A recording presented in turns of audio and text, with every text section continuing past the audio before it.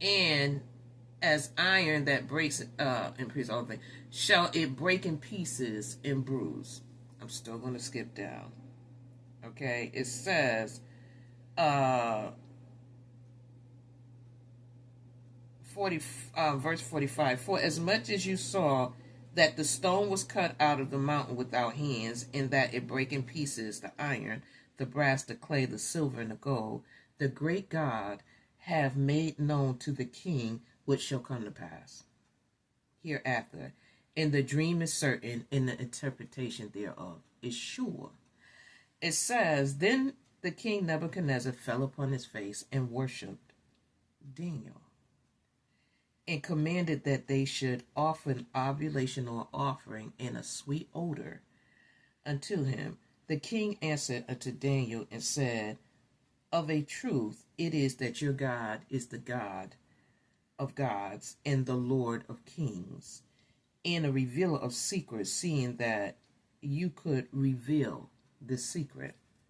Then the king made Daniel a great man, and gave him many gifts, and made him ruler over the whole province of Babylon, and chief of the governors over all the wise men of Babylon.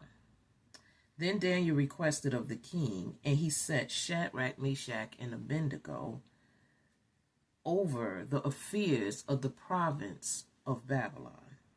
But Daniel, over confusion, he set them over confusion, okay?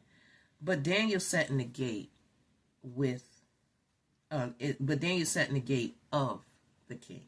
Man, the speaker, all I gotta do is ask to remember the speaker. So this is the thing. Daniel didn't just try to figure this thing out on his own, because all of them would have been dead. Daniel didn't even just go to God by himself. The Bible tells us, with 2 or 3 come touching and agreeing in his name, he should be in the midst. So why aren't we touching and agreeing with each other? Why aren't we believing our prayers when we touch and agree with each other? Because God will still answers. He still answers prayers. I know this for a truth. God still answers prayers. Some prayers he answers quickly. Some prayers he don't. Some prayers are just simply not in the will of God, and he can't answer that. He said in his name and in his will. So in his name should be called the Word of God. What are the promises that's in the Word of God?